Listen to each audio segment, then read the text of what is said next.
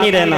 अश्वपाल कहने लगा पिंगला तुम ऐसा करना, अगर मुझे इतना ही जाने लगी हो तो तुम ऐसा करना हमारे घर पे आना।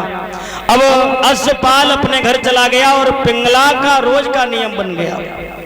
पिंगला रोजाना अश्वपाल के घर पे आने जाने लगी। भरतरी कुछ नहीं समझ पाई, खाने में नशीले पदार्थ डाल करके जाती है और भरतरी कुछ नहीं जान पाए। अत संचय में बताऊं कि ये बात खुली कैसे। एक दिन ऐसा हुआ कि महाराज भरतरी का छोटा भाई था विक्रम। विक्रम नौकरों के सामने पहुंच गया। क्यों ये घोड़ा दिन प्रतिदिन कमजोर क्यों हो रहे? नौकर कहने लगा महाराज चिल्लाओ नहीं, चिल्लाओ नहीं महाराज, तुम्हारी भाभी आधी रात के समय पता नहीं कहां जाती है, किससे मिलने के लिए जाती है। इधर से घोड़ा ले जाती, बड़ी स्पीड में ले जाती, उधर से घोड़ा लाती है तो घोड़ा बेहोश होकर करके जाते हैं, कुछ खाते भी नहीं है महाराज। विक्रम कहने लगा क्या कह रहा है? अरे मेरी भाभी वो है जो हमारे भैया की झूठी बात पे मर गई। नौकर ने कहा महाराज मर गई तब मर गई।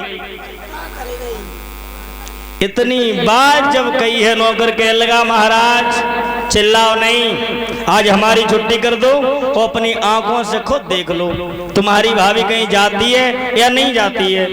अब शाम जब भई है नौकर तो वहां से चले गए और वहां पर विक्रम खड़ा हो गया। विक्रम जब खड़ा हो गया तो नौकरों की छुट्टी करने के बाद में पिंगला का रोज का नियम था। पिंगला जय सोचत थी कैसे दिन में सूझ मुद जाए दिनों ही न होए। अब तो नौकर बापे है नहीं, लेकिन पिंगला ने क्या किया? अरे हुई आई जब राती पति को साथ छोड़ गई भाई और अश्वपाल से मिलने को जब नारे पिंगला दहाई। पिंगला का रोज का नियम था। पिंगला जब वहां से चली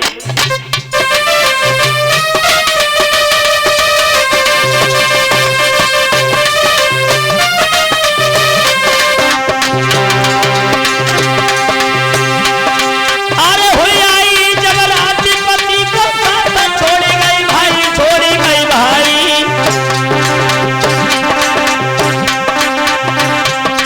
देखी विक्रम ने आई गई भौजाई, देखी विक्रम ने आई गई भौजाई।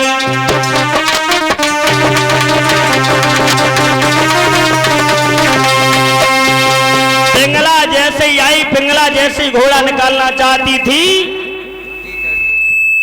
ये 100 रुपया हमारे करीब आए हैं श्रीमान अजीत एडवोकेट की तरफ से 100 रुपया आए हैं। भगवान दौलत के भंडार भरते रहे। पिंगला ने जैसे घोड़ा निकाला विक्रम सामने पहुंच गया। क्यों भाभी आधी रात के समय भैया को धोखा देकर के कहां जा रही हो? और जैसे ही विक्रम को देखा पिंगला ने सवाल कर दिया विक्रम तुम? बोले हाँ भाभी हम। मैंने सवाल किया आधी रात के समय कहां जा रही हो? तो पिंगला ने सोचा अगर इससे अभी कुछ कहते हैं तो हो सकता है ये अभी जाकर के महाराज भरतरी को सारी बात बता देगा। तो पिंगला ने विक्रम से कुछ नहीं कहा। पिंगला वहां से भागी और भाग करके जहां महाराज भरतरी सो रहे थे पछाड़ खा करके गिर गई और जैसी पछाड़ खाए के गिरी महाराज भरतरी जग गए। भरतरी ने देखा पिंगला जमीन पे पड़ी है। पिंगला को जब जमीन पे पड़ा हुआ देखा सवाल कर दिया क्यों पिंगला जमीन पे क्यों पड़ी हो, क्या हुआ? तो बनावटी आंसू लेकर के पिंगला कहने लगी महाराज तुम्हारे भैया विक्रम ने हमें गलत दृष्टि से देखा है। और जैसे ही भरतरी ने इतने शब्द सुने हैं भरतरी कहने लगे पिंगला कैसी बातें कर रही हो? अरे हमारा भाई ऐसा कभी नहीं हो सकता है। तो पिंगला बनावटी आंसू लेकर के कहने लगी महाराज कोई बात नहीं, भरोसा नहीं हो रहा है ना, कोई बात नहीं। और पिंगला बोली रही हो भैया के संग में तो फांसी दे मर गए।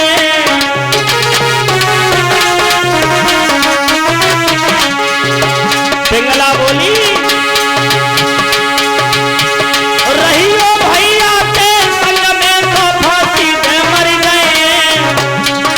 या कल सवेरे मर के नहीं लौट के भौलाए। कितना प्रेम था दोनों भाइयों में, लेकिन उस नागिन ने कैसा जहर मिलाया ध्यान सुनना।